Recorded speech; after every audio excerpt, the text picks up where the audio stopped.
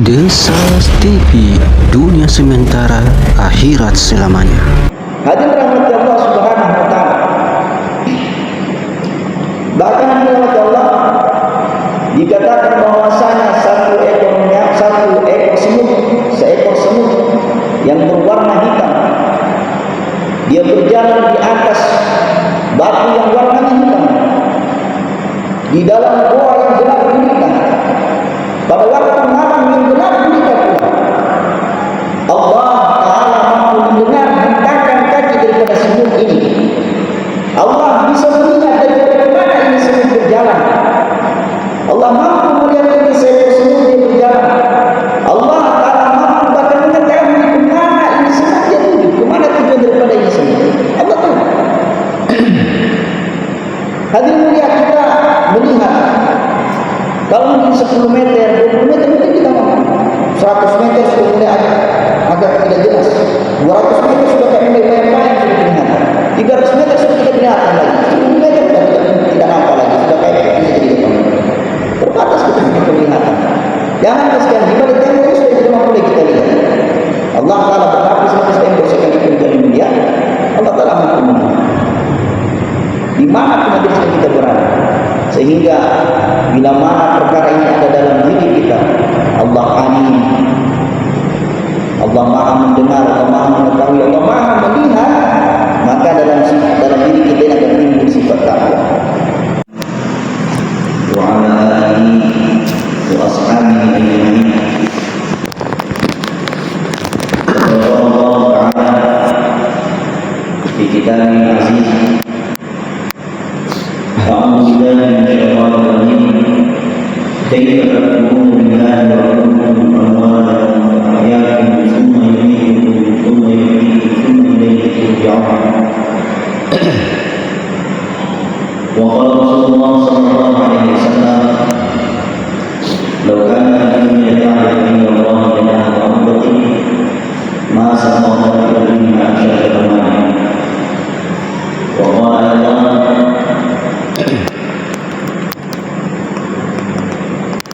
إذا أردت أمة الدنيا نزلت منها آية الإسلام وإذا تركت الأمر بالمعروف والنهي عن المنكر حرمت بركة الأرض وإذا تساءلت أمتي سقطت من عيشها أو كما قال رسول الله صلى الله عليه وسلم. Perhari ada ulama yang saya muliakan dan saya hormati, Bapak sekalian dan Allah Subhanahu wa taala. Allah Subhanahu wa taala adalah zat yang Maha memberikan segalanya, yang menentukan segalanya, yang berkehendak pada segala sesuatu. Sehingga kita sekalian tidak jatuh satu lembar daun daripada artinya di dalam tangan yang belantakan sana, melainkan itu ada kemauan Allah di sana, ada iradahnya Allah, atas perintah Allah, atas izin Allah. Begitupun tidak bergeser seperti pasir di dalam sana yang dalam, melainkan atas izin Allah Subhanahu wa taala. Bahkan hari ini sekalian kita ditempatkan oleh Allah Subhanahu wa taala itu bertemu di masjid Allah Subhanahu wa taala. Itu pun karena berjalan kepada Allah Taala, karena digerakkan oleh Allah Taala.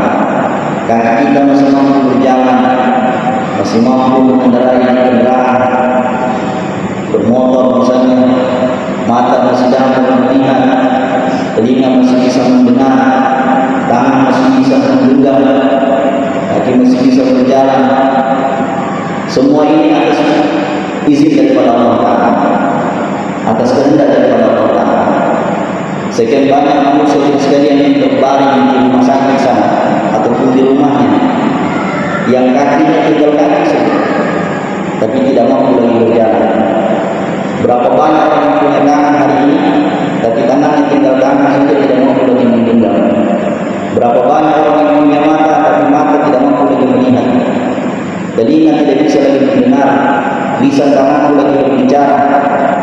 Hadirin yang dirahmati Allah Subhanahu wa taala, karena hakikatnya berjalannya kita, melihatnya kita, menggenggamnya tangannya kita, berpikirnya kita, bernafasnya kita, semua itu atas izin dari Allah.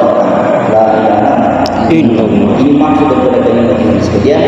Bagaimana supaya segala sesuatunya ini kita nisbatkan kembali kepada Allah.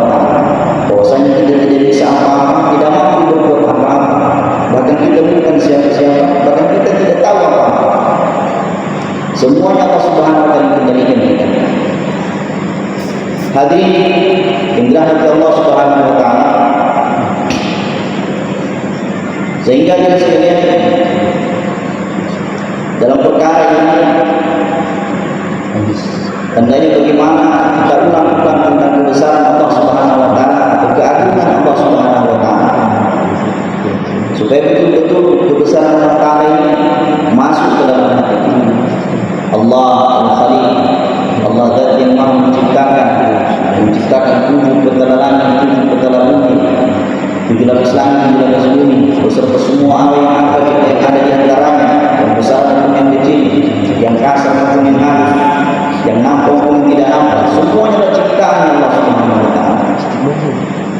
Bahkan dalam menciptakan, Allah Subhanahu wa taala menciptakan sesuatu yang sekalian, Allah taala tidak butuh partner, tidak butuh teman, tidak butuh bantuan dalam menciptakan segala sesuatu. Menciptakan langit, menciptakan bumi, tidak panggil dia punya malaikat bantu saya bikin langit besar ini, tolong bantu saya itu, tidak ada. Masuk Allah Subhanahu wa taala kepada segala bantuan. Allah berkehendak dengan sendirinya.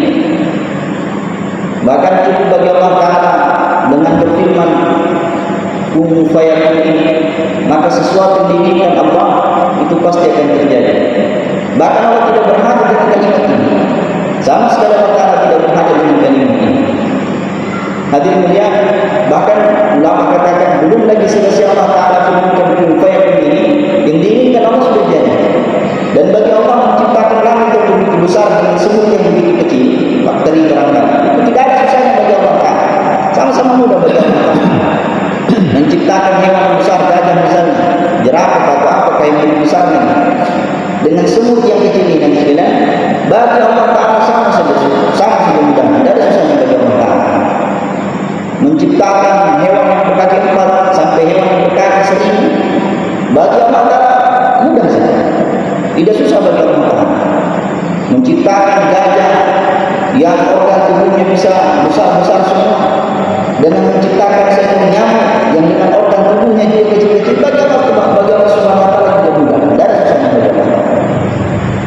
Dan Allah tidak butuh bantuan kalau menciptakan gajah di karena besar, minta bantuan, minta partner, minta relasi, ya. Tapi Allah taala tidak butuh semua itu. Dan Allah taala tidak butuh dengan masa, karena menciptakan sesuatu yang besar, langit yang bangun besar ini, maka butuh waktu yang panjang. Allah taala tidak butuh dengan masa, tidak butuh dengan waktu, berbeda dengan manusia. Kalau membuat bangunan yang besar dengan bangunan yang kecil, itu butuh waktu yang berbeda. Manusia ciptakan atau manusia bangun bangunan mungkin masjid yang begini besarnya dengan pos ronda yang ada di luar sana, hadirin mulia, itu membutuhkan waktu yang lebih lama apa bangun daripada masjid ini daripada buat pos kamera atau pos ronda itu. Karena bangunannya kecil, ini bangunannya besar, material yang dibutuhkan juga banyak, tenaga yang dibutuhkan juga banyak, pemikir yang dibutuhkan juga banyak, pendesain yang harus dilibatkan, konsultan yang harus dihadirkan, macam-macam orang harus dilibatkan. Allah taala tidak seperti itu sekali. Allah taala cukup dengan sendirinya saja. Allahul Ahad, dia yang esa, tidak ada sekutu baginya, dan dia zat yang maha kuat, berkehendak dengan semuanya, fa'alun lima yurid. Bila menghendaki sesuatu, maka terjadi sesuatu yang diinginkan Allah taala sesuai dengan kemauan Allah taala. Allah kuasa dengan segala-galanya. Allah alim, mengetahui dengan segala sesuatu, maha mengetahui. Jangankan kita di sekalian, bahkan jumlah pepohonan yang ada di hutan sangat mudah Allah tahu.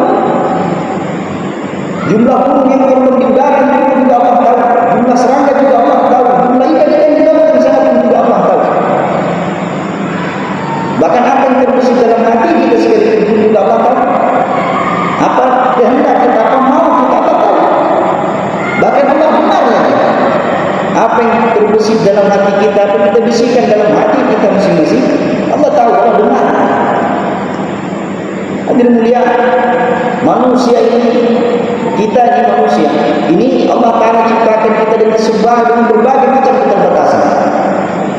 Terbatas kita punya penglihatan, terbatas kita punya pendengaran, terbatas kita punya pembicaraan, terbatas kita punya kekuatan. Semua ada batasnya, bahkan hidup juga terbatas. Ada batasnya kehidupan manusia. Jadi melihat hebatnya Allah Ta'ala, kuasanya Allah Ta'ala.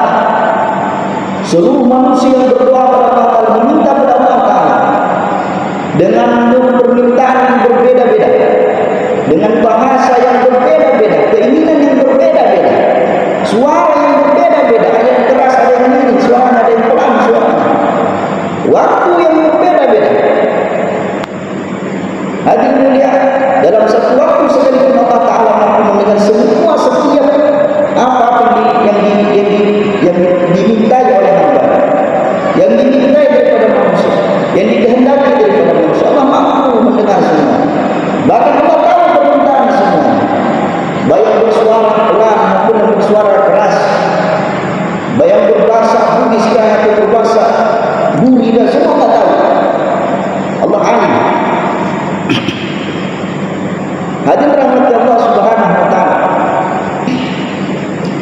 Bahkan rahmat Allah dikatakan bahwasanya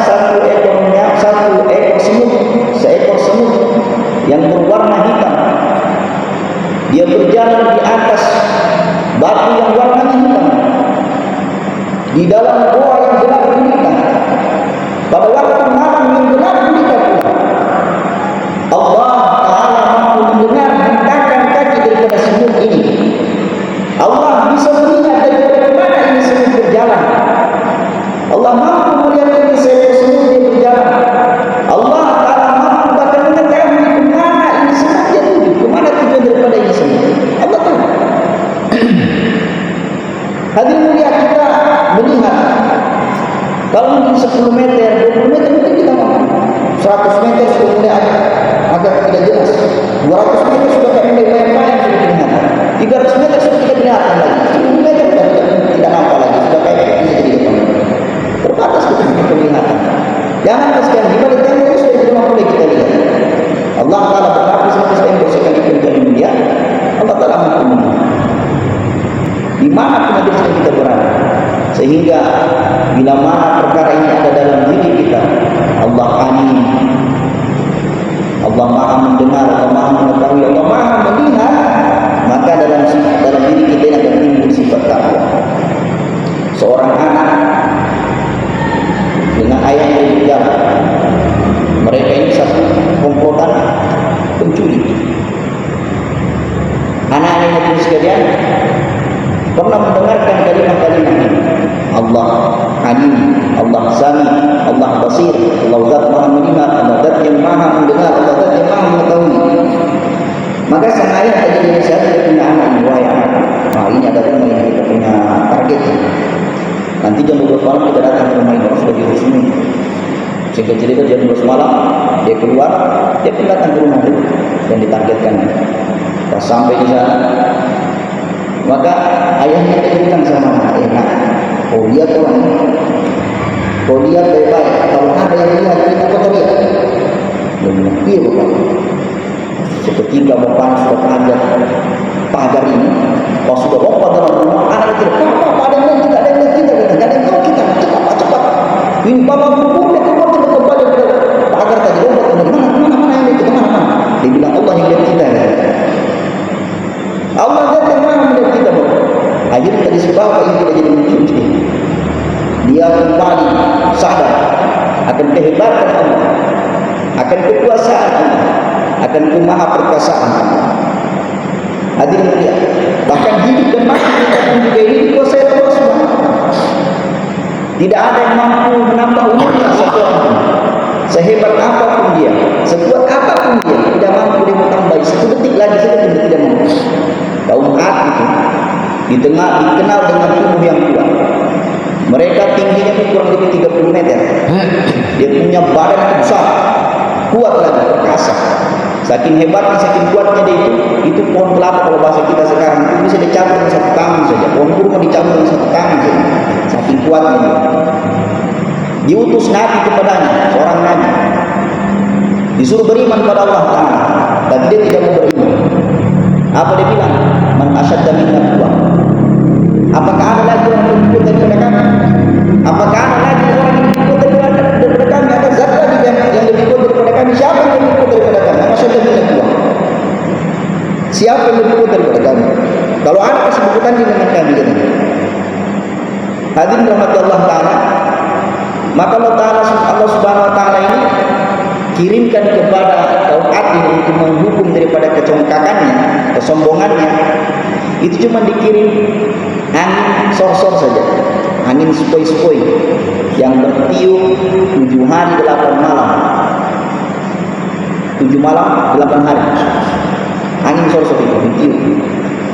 Saking dinginnya itu angin itu, dia menggunakan kekuatannya, mereka saling berpegangan itu, satu sama lain. Karena begitu angin hebat bertiup, makin dingin, makin dingin, makin dingin. Hadirin dia, maka satu demi satu pada mereka ditumbang seperti pohon kelapa tumbang itu, bum, bum, bum, bum, lemah. Kekuatan ada batasnya. Terus hebat apa? Tidak mampu dia melawan kepada kehendak Allah. Namrud, laknatullah alaih. Dia sempat menantang Allah Ta'ala. Waktu itu di zaman Nabi Ibrahim, kalau orang mau berkuasa, orang mau jadi raja, itu harus ditandingkan dengan raja-raja sebelumnya. Yang berkuasa ketika adalah Namrud laknatullah alaih. Maka Namrud ini dia bilang sama Nabi Ibrahim, kalau memang Tuhan itu kuat, kita ada tanding saja. Suruh Tuhan itu bawakan kami pasukannya berapa ribu. Saya juga bawa pasukan, suruh bertanding. Kerajaan Tuhan tandingkan dengan kerajaan kita. Siapa yang lebih berhak menjadi raja? Kata Namrud itu. Maka Nabi Ibrahim kepada Allah Ta'ala, singkat cerita pun juga Allah Ta'ala kirimkan pasukannya yang paling lemah menurut kita. Yang menurut ketika dia manusia pada zaman itu, zamannya Namrud, dia bilang itu mungkin tidak ada pertanyaan. Maka Allah kirimkan jutaan nyamuk yang berbaris di atas lautan, tempat tenggelamnya matahari. Di sana nyamuk berbaris, jutaan nyamuk. Untuk menandingi daripada pasukan Namrud ini, maka nyamuk pun juga dipakaikan baju besi. Nyamuk berpakaian baju besi. Bawa tombak juga, bawa pedang juga nyamuk. Nyamuk dipersenjatai oleh Allah Subhanahu Wa Taala. Nyamuk satu kali pencet saja mati. Ya kan? Ini nyamuk ada mulia ditandingkan dengan manusia. Hadirin rahmati Allah Subhanahu Wa Taala. Maka tadi Namrud juga menyerang, begitu pun juga pasukannya Namrud dan Nabi ini cuma tunggu saja, kita ketahui saja nyamuk saja, sekali memperbaiki saja habis mati. Cuma waktu itu tidak ada ilmuwan yang bisa melakukan baik itu. Hadirin dia, maka ketika sudah ditandingkan semua, ada satu ekor nyamuk itu sekalian, nyamuk betina lagi. Sedang hamil lagi nyamuk. Kena sayap pedang dengan sayap sebelah yang patah sayapnya jatuh dia tidak bisa terbang karena targetnya adalah membunuh Namrud. Maka dia merayap dia sampai kepada kursi Namrud, sampai di kaki Namrud, sampai dia naik terus sampai masuk ke hidungnya Namrud dan pas sudah di dalam, seketika dalam rongga kepalanya Namrud itu dia gerogoti kepalanya, dia makan itu nyawa. Pokoknya saraf-sarafnya diputuskan sama nyamuk ini. Sehingga dia merasa kesakitan. Kapan Namrud ini merasa nyaman dia rasa? Ketika dipukul kepalanya, dipukul begini kepalanya, enak dia rasa. Karena dia sendiri capek pukul kepalanya dari sekalian, maka diperintahkan bawahannya untuk pukul kepalanya lagi. Awalnya dipukul dengan pelan-pelan, saya pakai tangan saya dipukul begini. Sudah semakin lama dia sakit, maka lebih keras lagi dipukul lebih keras, makin keras dipukul, makin nyaman, makin hilang sakitnya.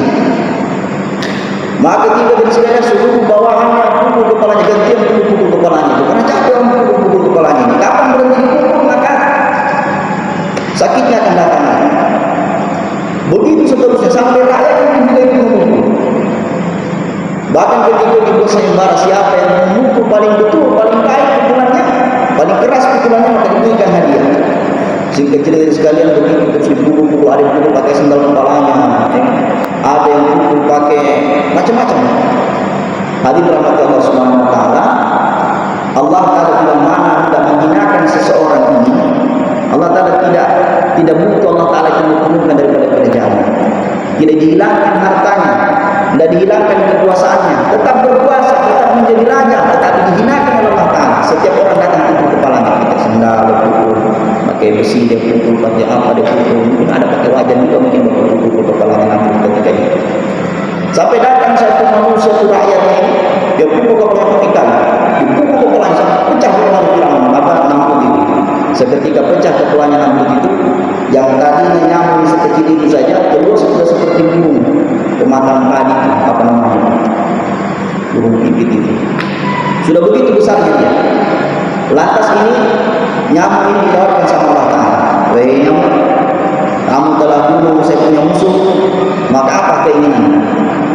Nyamuk bilang, saya tidak menginginkan apa-apa ya Allah. Oh tidak, kamu harus minta sesuatu. Atau begini saja, saya jadikan kamu sebagai raja nyamuk. Ditunjuk dia ini sebagai raja nyamuk. Kata nyamuk, tidak usah ya Allah, saya tidak butuh kerajaan saya. Wahai Allah, saya tidak butuh menjadi seekor nyamuk yang menjadi raja, merajai pada nyamuk-nyamuk. Tidak butuh saya. Oh kalau begitu kan berikan kamu seluruh harta yang ada di dunia. Kata nyamuk, jangan ya Allah, tidak usah juga, saya tidak butuh juga itu. Lantas apa yang kau inginkan wahai nyamuk? Apa nyamuk bilang, ya Allah, kasih kembali saja sayapku sebelah ini, supaya saya bisa terbang lagi seperti biasa. Pas sekalian nyamuk saja dia tolak semua harta tadi itu. Dia tolak semua singgah-sana kerajaan, kekuasaan, ditolak sama nyamuk. Harta ditolak sama nyamuk. Kedudukan ditolak sama nyamuk. Akhirnya keluar sabda Nabi sallallahu alaihi wasallam, "Idza apa namanya? Lau kana dunya ta'dilu inda Allah janaha ba'udatin ma saqata minha syarbatan."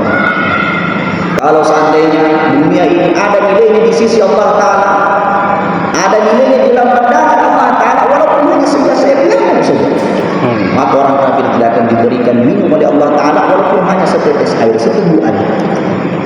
Kalau itu dunia ada nilainya, lebih bernilai sayap nyamuk sebelah ini daripada seluruh kerajaan, daripada seluruh harta benda dunia ini. Karena nyamuk ini dikembalikan saja sayapnya daripada surga. Hadirin mulia. Maka berapa banyak orang menukar harta kekayaan untuk mendapatkan kesehatan? Berapa banyak orang menukarkan dia punya tanah, lokasi, dia jual, rumah dia jual, kendaraan dia jual untuk mendapatkan yang namanya kesehatan ini? Berapa banyak? Orang yang terbaring terbujur di apa namanya itu, sudah tidak bisa bergerak lagi di rumah sakit sana, menghabiskan jutaan rupiah untuk menyembuhkan, untuk mengembalikan yang namanya kesehatan. Hadirin mulia, yang sehatkan kita adalah Allah, yang datangkan juga penyakitkan adalah Allah. Maka nanti memberikan obat Allah, yang sembuhkan kita adalah Allah. Maka jangan terkesima, jangan terlena, jangan tertipu dengan asbab musabab daripada segala sesuatu. Allah Ta'ala menciptakan sesuatu tanpa asbab, tanpa sebab, bertentangan dengan sebab, bahkan dengan sebab ataupun berlawan dengan sebab Allah Ta'ala kuasa. Bagaimana hebatnya Allah Ta'ala ciptakan Nabi Adam tanpa sebab? Tidak ada bapak, tidak ada mama. Allah Ta'ala ciptakan Nabi Adam. Allah Ta'ala ciptakan kita dengan sebab, ada bapak, ada mama, sehingga terlahirlah kita. Allah Ta'ala ciptakan Nabi Isa AS berlawan dengan sebab, berlawan dengan asbab. Ada mamanya, tidak ada bapaknya. Kuasa Allah Ta'ala tidak butuh dengan sebab, akan bertentangan dengan sebab sekalipun Allah Ta'ala kuasa. Nabi Uzair alaihissalam itu pernah suatu ketika diceritakan dalam Al-Quran kisahnya. Au kalladzi marra 'ala qaryatin wa hiya khawiyatun 'ala 'urushiha qala anna hadhihi Allahu ba'da mautiha fa amataha min 'amin thumma ba'atha qala kam labithta qala labithtu yawman aw ba'da. Nabi Uzair di perjalanan ke belakang, waktu itu dia jalan juga pergi ke dunia, kurang lebih mungkin pagi jam 8 pagi dia jalan itu. Nabi Uzair itu jalan pergi ke dunia untuk memetik buah-buahan yang sudah pasang di kebunnya sana. Sampai di kebunnya dia panen tadi, bahwa ada apelnya, ada anggurnya, ada buah-buahnya, macam-macam anggur, macam-macam buah, ada jeruk yang sudah dibawa. Seketika mau pulang sudah siang, jam 11 ke atas sudah mulai tengah matahari. Di jalan yang begitu sangat panasnya matahari, maka Nabi Uzair alaihissalam ini mengantuk, capek, sehingga dia tertidur di atas keledainya, dan keledai ini membawa dia sampai di tempat reruntuhan puing-puing bangunan. Kaget Nabi Uzair, kenapa saya sudah di sini? Ada apa ini? Ketika Nabi Uzair melihat sekelilingnya, maka terbesit dalam pikirannya, bertanya dia dalam benaknya, Annallaha yuhyi hadhihi lahu ba'da mautiha, wala annallaha anna yuhyihi lahu ba'da mautiha. Bagaimana Allah Ta'ala menghidupkan sesuatu ini yang tinggal puing-puingnya saja, yang tinggal bahasanya Nabi Uzair terbesit dalam benaknya itu, terpikirkan olehnya, kalau orang sudah mati ini sudah tinggal tulang belulang, bahkan tulang-tulangnya sudah berserakan, tidak menyatu lagi, bahkan sudah ada yang patah-patah di tulangnya itu. Bagaimana Allah menghidupkan kembali? Nah ini bangunan sudah runtuh, batu batanya sudah patah-patah ini, bahkan tertimbun dengan atapnya sendiri. Bagaimana Allah Ta'ala membangun kembali? Ini ada yang dipikir Nabi Uzair alaihissalam. Maka fa'amatahu Allahu mi'ata'an summa ba'atha. Allah matikan dia selama 100 tahun. Ditidurkan, dimatikan oleh Allah Ta'ala selama 100 tahun. Itu Nabi Uzair. Summa ba'atha, kemudian setelah 100 tahun dibangkitkan dia, dikasih hidup kembali. Setelah dia hidup ditanya, qala kam labithta? Qala labithtu yawman aw ba'da yawm. Wahai Uzair, berapa lama kamu mati? Dia katakan, saya mungkin tidur ini separuh hari atau mungkin setengah hari saja, atau 1 hari saja. Karena dia tidur itu, dimatikan itu, ditidurkan itu pada saat tengah hari, dibangunkan pada saat sore hari, sudah mau tenggelam matahari. Maka dia katakan, mungkin saya tidur separuh hari atau 1 hari mungkin, katanya. Pada 100 tahun ini tidak tahu dia. Maka diperintahkan kepada Uzair, fandur ila ta'amika lam yatasanna. Coba kau lihat makanan itu, wasyarabika, minuman itu, lam yatasanna, sama sekali tidak berubah. Itu buah yang dipanen selama 100 tahun. Apa? Buah-buahan, apelnya tadi, jeruknya tadi itu sudah 100 tahun umurnya, tetapi masih utuh. Padahal dia bilang tidak, paling 1 tahun atau 1 hari, setengah hari. Kata Allah Ta'ala, berlabih ternyata amin, akan tetapi kamu telah dihidupkan oleh Uzair selama 100 tahun. Fandur ila ta'amika wa syarabika lam yatasanna. Coba kau lihat kau punya makanan itu, kau punya minuman, sama sekali tidak berubah. Dia itu, kayak baru habis dipanen seperti jeruk ini. Ini apa juga masih segar seperti baru habis dipanen, padahal sudah berumur 100 tahun. Siapa yang jaga? Allah. Wandur ila himari. Wahai Uzair, sekarang kita yang ada ibu punya keledai itu. Wa linaj'alaka ayatan linnas. Dan akan kami jadikan kamu, wahai Uzair, sebagai tanda kekuasaan kami untuk seluruh manusia nantinya. Sehingga diceritakan dalam Al-Quran, supaya kita tahu bagaimana hebatnya Allah, bagaimana kuasanya Allah. Ceritakan dalam Al-Quran bagaimana Allah Ta'ala hidupkan dia, bagaimana Allah Ta'ala jaga dia. Setelah 100 tahun suruh dia punya keledai. Coba kau lihat keledai ini. Wanzur ila al-idhami kaifa nusizuha thumma naksuha lahma. Sekarang kau lihat itu tulang belulangnya keledai itu, wahai Uzair, perhatikan itu. Kaifa nusizuha thumma naksuha lahma. Kau perhatikan, wahai Uzair, bagaimana kami menusuk kembali tulang belulang keledaimu itu. Kemudian kami bungkus tulangnya dengan daging. Kami jadikan darah dalamnya, kami jadikan urat-urat dalamnya, kami jadikan kulit, kami bungkus dengan kulit. Setelah ada bulunya kembali seperti keledai, seperti semula.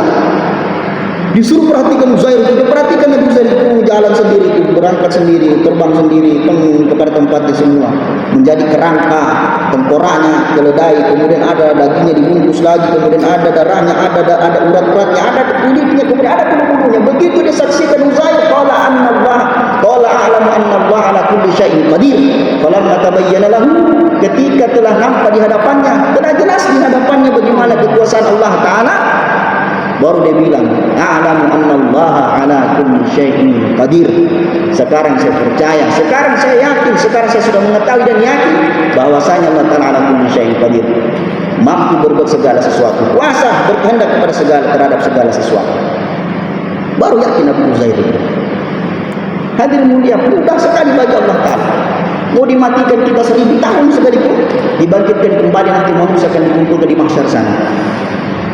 Hadirin rahmati Allah Subhanahu wa Ta'ala. Bahkan Nabi Zakaria alaihissalam dia doa pada Allah Ta'ala.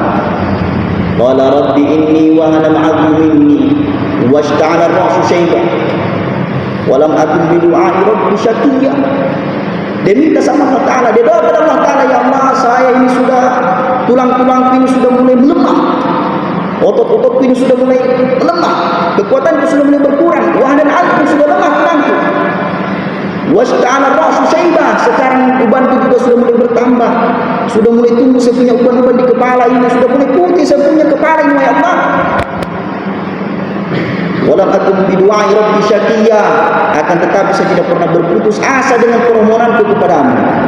Seorang hamba itu jangan pernah berputus asa, jangan pernah kecewa dengan apa yang dimintakan, dipanjatkan, didoakan kepada Allah Ta'ala. Pasti Allah kabulkan. Begitu Nabi Zakaria minta itu. Nabi Zakaria katakan, walam akun bidu'ai rabbi syaqiyya, saya tidak pernah berputus asa daripada permohonan kepadamu ya Allah, daripada doaku kepadamu ya Allah. Tidak pernah putus asa Nabi, tidak pernah kecewa Nabi Zakaria ini.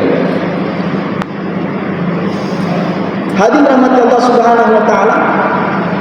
Maka kemudian dia katakan kepada Allah Ta'ala, wa inni khiftul mawaliya min wara'i wa kanat imra'ati 'aqiran fa hab li min ladunka waliyya. Ya Allah, saya ini takut, khawatir kepada kerabatku sepeninggalanku nanti setelah matiku nanti ini, wahai Allah. Bagaimana nanti tidak ada keturunanku ini, kasihan. Wa kanat imra'ati 'aqir, dan istriku ini mandul. Sudah tua juga saya punya istri ini.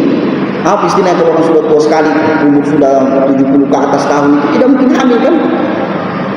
Wa kanat imra'ati 'aqir, istriku ini tidak mampu lagi, jadi bisa hamil lagi. Saya juga sudah tua ya Allah. Nabi Zakaria sudah tua, istrinya pun juga sudah tua. Tapi dia minta sama Allah Ta'ala, fahabli min ladunka waliyya, ya Allah berikan aku keturunan dari sisimu. Anugerahkan saya keturunan daripada kehendakmu, dari kuasamu, dari kehebatanmu, dari kudratmu, hai Allah. Bisa saja Allah Ta'ala bikin istrinya Nabi Zakaria ini hamil, bisa saja. Maka Nabi Zakaria katakan lagi, yarithuni wa yarithu min ali Yaqub wa ja'alhu rabbi radiyya. Sehingga nanti Allah ada yang mewarisi daripada keturunanku, ada yang mewariskan aku, melanjutkan pekerjaanku, tugasku, melanjutkan risau kerjaan Nabi Yaqub alaihi salam. Wa ja'alhu rabbi radiyya. Wahai Tuhanku, nanti kalau sudah lahir satu keturunan ini, ridhoi dia.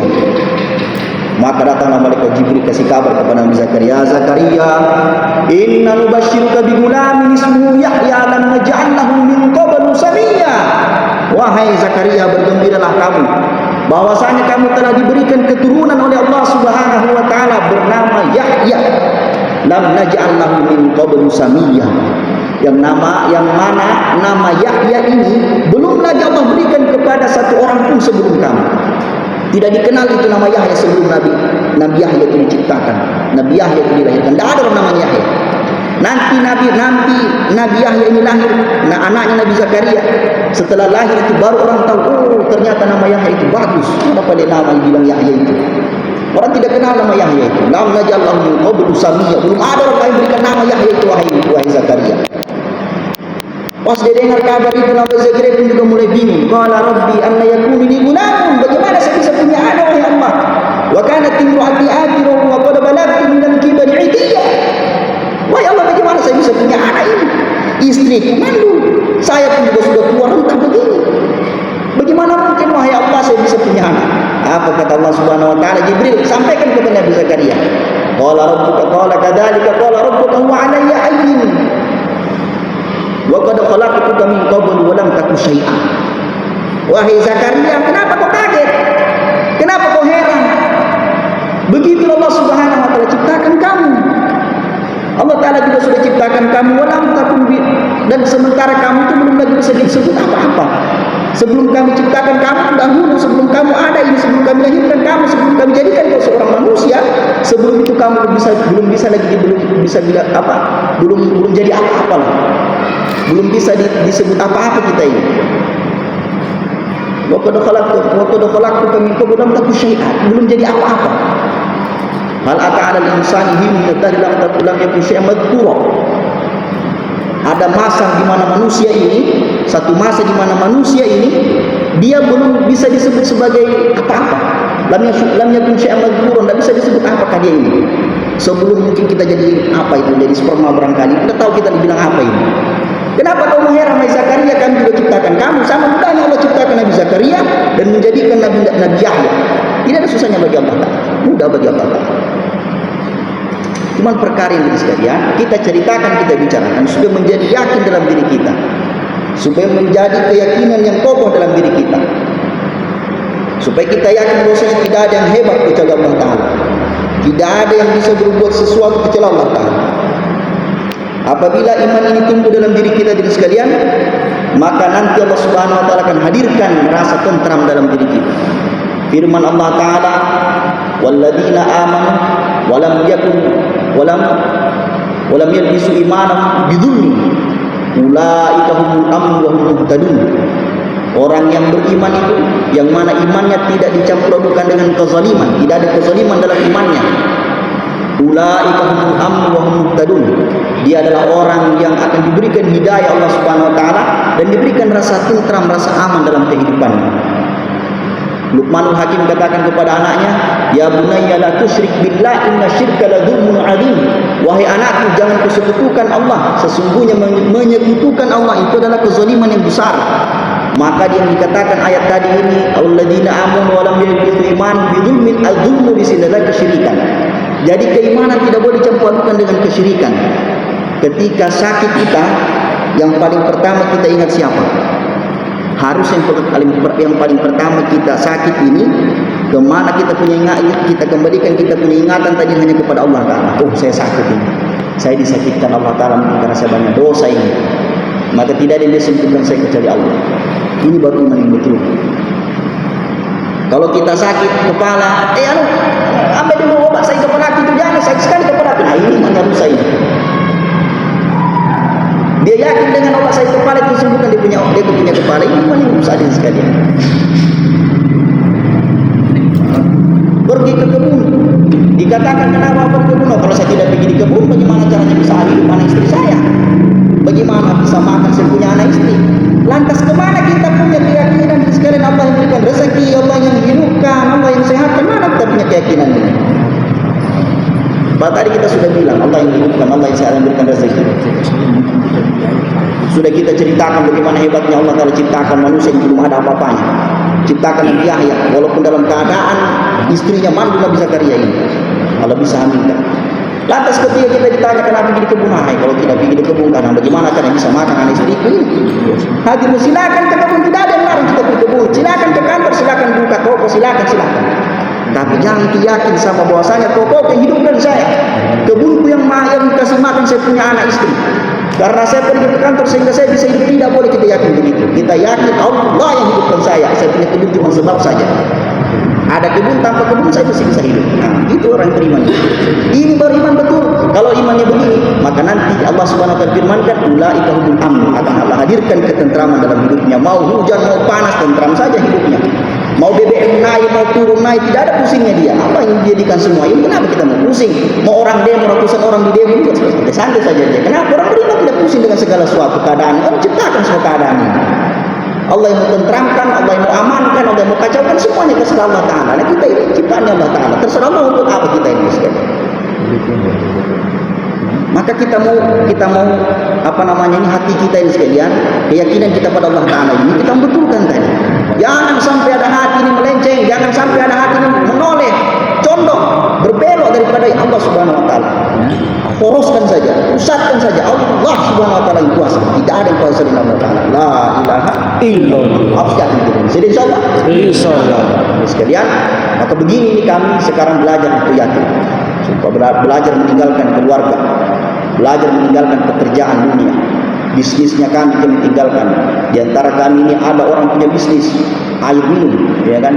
Ada sebagai tukang kebun, ada yang punya bisnis jualan macam-macam, perabotan, macam-macam dia punya asbab. Ada pekerja keterikatan sehingga digaji sama ada gajinya, tapi ditinggalkan semua untuk belajar yakin. kira-kira setelah 40 hari ini bagaimana Allah menghidupkan seperti istri, bagaimana menghidupkan saya sampai tanpa ada pekerjaan. Itu orang di penjara sana tanpa usaha, dia cuma apa saya dikerja di hukum lagi sana sudah bertahun-tahun, maka juga mereka hidup juga, keluarganya ditinggalkan hidup juga hadirin sekalian, tidak pernah dikasih nafkah itu. Ya, hadirin mulia, maka ini kita belajar yakin ini, tinggalkan dunia sementara dulu selama 40 hari, ya kan? Tinggalkan dunia selama 3 hari, baru kita tengok kembali. Seperti dikatakan Nabi Musa alaihissalam, insya Allah sudah masuk. Jadi sekalian, kita sama-sama nanti setelah ini ada tasbih lagi, maka kita semua satu bagi insya Allah. Subhanallah.